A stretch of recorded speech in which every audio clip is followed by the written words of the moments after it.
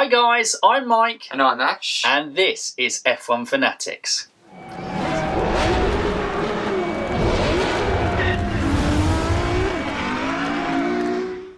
So guys, if you hadn't checked out our F1 play video already, make sure you go and check it out, give it a watch. We explained we are in our kind of new, we're calling it studio. But it is the attic/playroom in Ashley's house. But this is where we're going to be recording the majority of our videos together from now on in. So hopefully you like it. We'll have some fun kind of making it a bit more homey and F1 related from there. But yeah, hope you like the new setup, guys. But that's not what you're interested in. What you guys are interested in is our preview of this week's Brazilian Grand Prix. So what we'll do in our usual kind of preview style is we'll look at the stats, have Mike's amateur lap, where we take, well, what better way to see a track than have a virtual lap.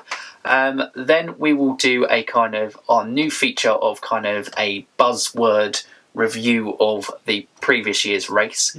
Well, we just kind of use one or two words to describe, just bouncing off each other. And then we will do our usual kind of ones to watch, general thoughts, Rookie of the Weekend, and our crazy bold predictions that always go down quite popular, I think, because they are usually really out there. Yeah, because that's what they're there for. Exactly. But guys, let's get into that review. So starting off the stats, which means that we start off with me. So the first race there was in 1973. It is a 71 lap race. It is a 4.309 kilometre track, just checking that out quickly. And then the lap record is held by Valtteri Bottas with a 1:10.5 that was set last year. And Ash, over to you. So, Interlagos as a track was actually started being built back in the 1930s, 1938 to be precise, and took inspiration from a number of different tracks. Main one we'd all know really is Brooklands, which actually for us, it's right around the corner. Yeah, 25 minutes around the corner. So, yeah, there's that. And the reason that we ended up in Brazil was none other than Emerson Fittipaldi. Success, decided that we'd end up there going for some races, and he treated the home fans to 2 successive wins, and actually the third race held in Brazil, another Brazilian one, Carlos Pace.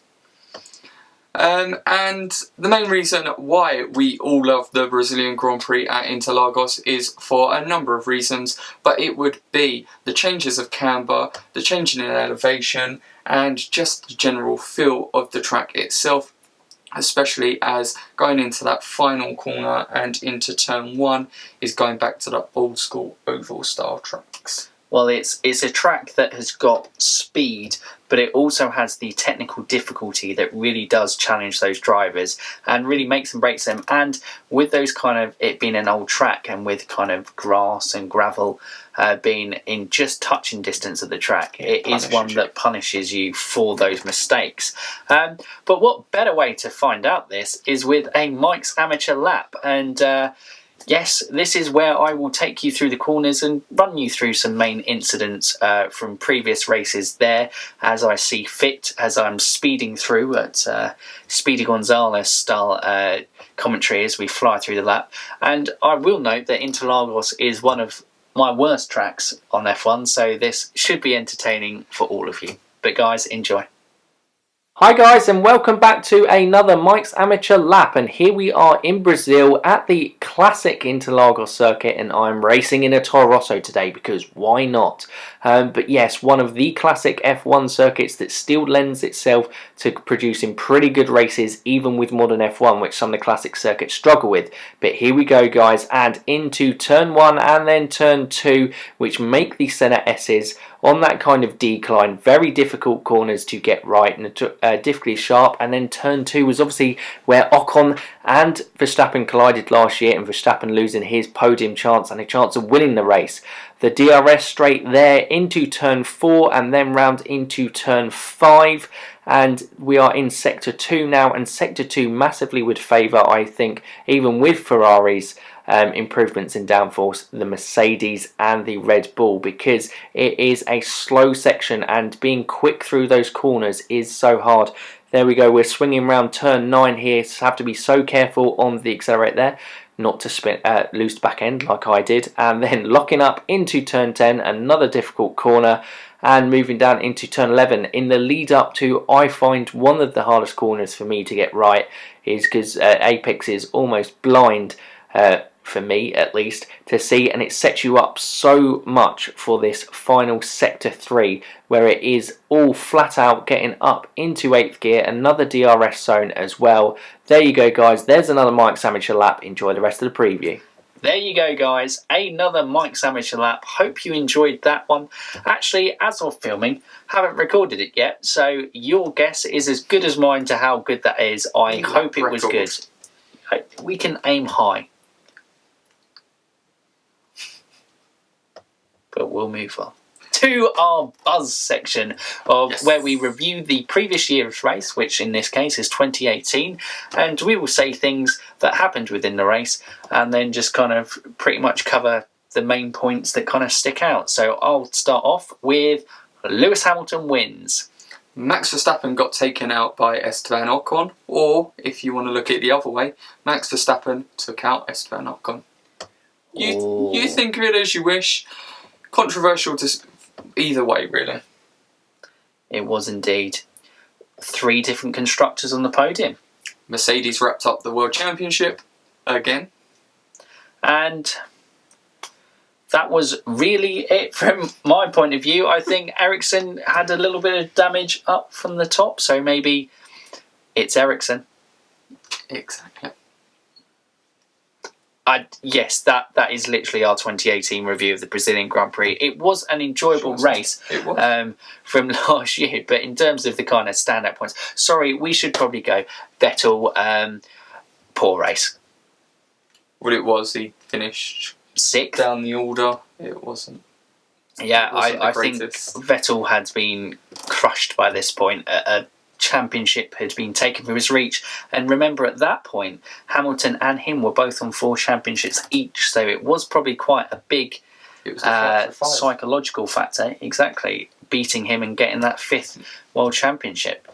But now we turn our thoughts to this year's race, and there isn't really much to kind of decide left, because obviously a lot of the main things have already been decided, and a lot of the kind of positions are pretty much decided in the table. But we'll start off with our ones to watch. Do you want to go first, or do you want me to go first? I can go first.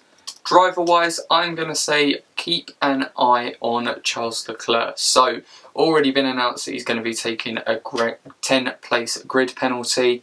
Really, that means he's going to be starting at the back, because I don't expect Ferrari to take the risk of him getting into Q3 and having to start on a set of soft tyres. So starting at the back, he is going to be charging, wanting to get the best result possible.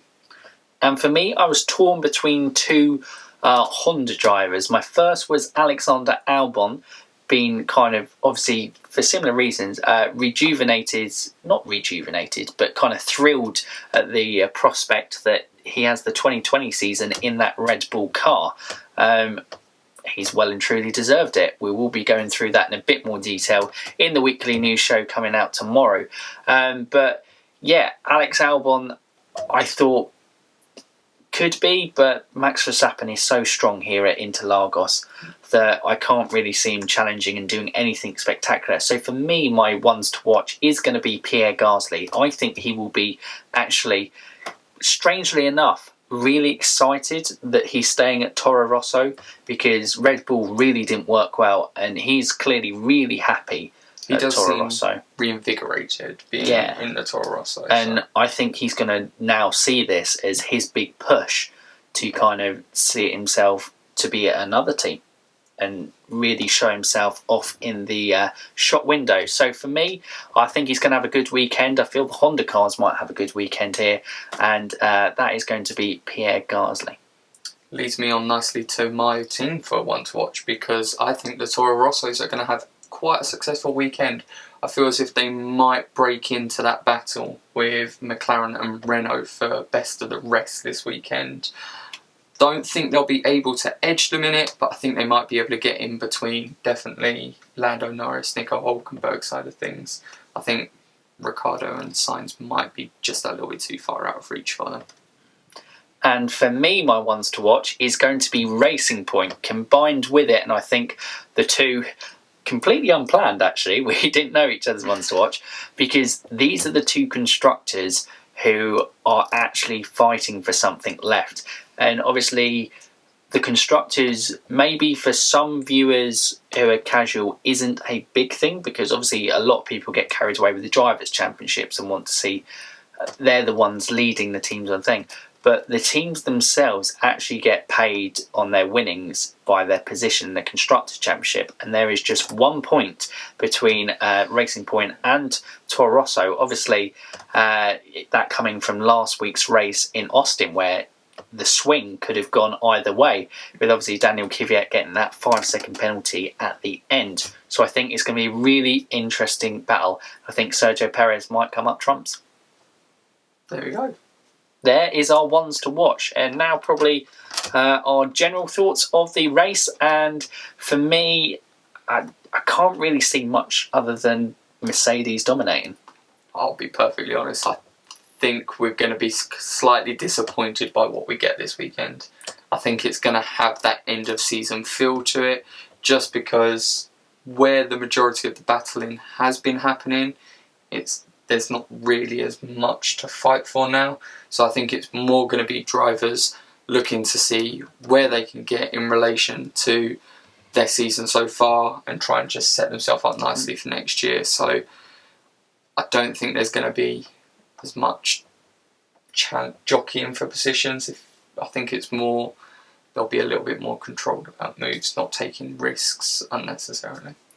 Yeah, and I think I think the only thing that will give us a good race is if Max Verstappen has a clean race, no incidents, then I think we could have a very exciting battle at the top, because Max is that driver who he doesn't care whether the championships, well, he's going to desperately want to secure third. Yeah. And with Charles Leclerc already getting a grid penalty that he's got to deal with, it is a really good opportunity for him to gain points over Leclerc. I think, is it a 17 point gap, something like that between them? Right.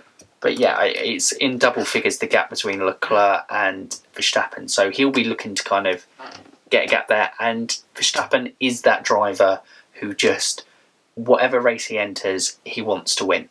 He doesn't care if it's, obviously ideally it's for a championship or something like that, but he just wants to win. So I think that will be the case. Other than that, midfield battles be interesting.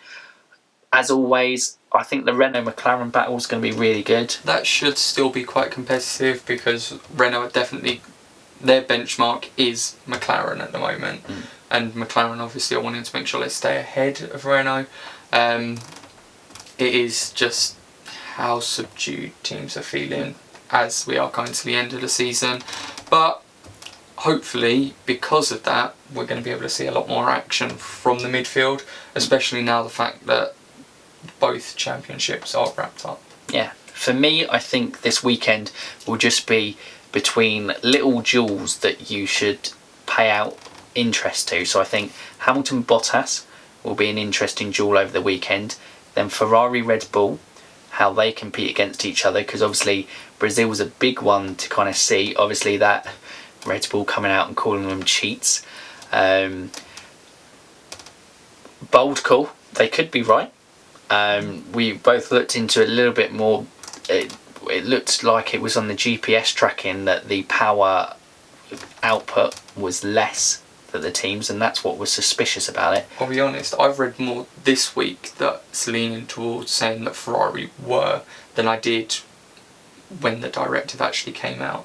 So I think it is one of those where people are looking at this as a race where, if that dip does continue, is that when you start thinking, actually, there was something to it. But yeah, as I say, there's been more out this week suggesting that there was something to do in the Ferrari engine than there was when the directive was released. But also, to a little bit of that, what's more interesting to get people to read? A team potentially cheating, or a team that was playing by the rules? Exactly. It's what's going to draw. You don't know. We'll see, and I trust the FIA to come to a conclusion. But there, McLaren Renaults would be the battles, the Toro Rosso Racing Points, and then after that, I don't think anyone could care less unless you are a fan of those teams, because they themselves probably don't care less about this season. I reckon Williams still will, because I think they're going to want to try and show that game. I think they've given up in trying to show gains this season. I think they're just purely going to be... Those three teams are all in development, so the race itself is irrelevant, but what they could learn from the race could be key for next year. And that probably rounds up thoughts of the race. Yep. Which then moves on to Rookie of the Weekend and who we think will be the Rookie of the Weekend. And I'm going to go for him as I passed him aside as my ones to watch. Alex Albon. I think he's going to be the Rookie of the Weekend. I think he's going to have a very strong race.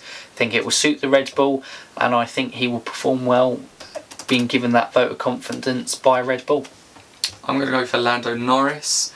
Track he's not raced at in Formula 1. Well, that goes for all of them, but F2's not at Brazil, is it? So, Nope. No. Why am I thinking that's... Forget about that. Lando Norris, not raced in Brazil before. Really a good opportunity for him to actually show his ability on one of the more technical circuits on the calendar. And I just feel as if we're starting to see him putting together those consistent laps that I was wanting to see from him. And I just feel as if now confidence is high in the McLaren team. He's going to have that opportunity to show it this weekend. Fair points for both. I think they both will be the standout candidates out of the four rookies. But yeah, it'd be interesting to see how that one plays out. Which then moves us on very nicely to the really funny and wacky bit of the end of the video, where we just literally go mental and go, anything can happen, literally. So my first bold prediction, going against everything that I have said, is saying that Mercedes aren't going to win this race. How bold's that, really? I'm going to say Ferrari going to win this race, because out of the top three, nobody's predicting Ferrari to do well here. They are predicting Red Bull. So Ferrari and Sebastian Vettel will win in Interlagos, in a circuit that he doesn't tend to do too well in. I think even when he was in Red Bull years, from memory, he wasn't the strongest at Interlagos. Second bold prediction is a Toro Rosso will finish ahead of both a McLaren and two McLarens and one Renault. And the third bold prediction will be that Lance Stroll makes it into Q3. Okay. There's my bold predictions. Take them or leave them, Ash. Yeah, okay. So, I'm going to go for one driver from each team to end up in the points. What's your favourite? I haven't done that one before. Well, you like doing some form of team related. Yeah, but I want to see a Williams, a Haas, an Alpha breaking into the points this weekend. Again, getting back into them for some. Yeah, we'll go with that one. We'll go with, I'm going to stick with it, because if I keep saying it, it's going to happen. George Russell to get into Q2. I've said it now, I think, pretty much every week since the summer break. Someone in the comments let me know if I am correct with that one. But if I keep saying it, positive mental attitude and all that, putting out what you want into the universe, it will happen. I want to see it. It's got to happen before the end of the season. I mean, you're running out of time. Yeah, and this is probably the best opportunity. Probably. I mean, Hulkenberg got pole in his junior year here in a Williams. So, good vibes. Good Williams vibes. And then the final one, let's go with a car to stall on the grid. Ooh, we haven't had one of those for a while. No. Last time it would... You can sort of say Carlos Sainz in Spa, sort of, but anti-stall kicked in, didn't it? Yeah. So, yeah, someone's going to stall on the grid and they're not going to get away. Might happen, might not. Who cares? Being bold. Bold predictions. And guys, there you go. That is our race preview for this week's Brazil GP. After kind of a week's break in action, we are hungry for it to be back. And I think we will be back over with both qualifying live and race live reactions over the weekend in our usual format of Potentially not race live. Potentially not race live, because we are at Silverstone for a tour, which should be good. But we will have a race reaction out at some point. Yes. On that day. We certainly will be watching the race in its full from the start, I'm sure. Because we have Sky Go. So we'll, even if we sit down and watch somewhere, we'll be watching it. I'll be honest, I don't know what time our tour starts. 1:30. And it starts at 5:10. Oh, yeah, easily. Exactly. You see? Easily. But yeah, guys, that is our race preview. Hope you enjoyed it. If you have liked it, please let us know and give us a thumbs up. Guys, make sure to press the subscribe button, because I said it before the last race. We are still in a position where quite a lot of you that are watching aren't subscribers. Join the family. Make sure to press the bell icon, and then you'll be able to get a notification when one of our videos goes live, and you'll be able to see what bold predictions we are making for the next race weekend. And guys, just comment down below. Let us know your bold predictions. Let us know your rookie of the weekend, your ones to watch, and then any general thoughts about the Brazilian Grand Prix. And if you wanted to get involved in your kind of, if we missed anything from our Brazil 2018, just kind of blah blah blah words, add your blah blah blah blah words. Yeah, that works. Anyway, for now, good point to round off there. You F1 fans, keep racing.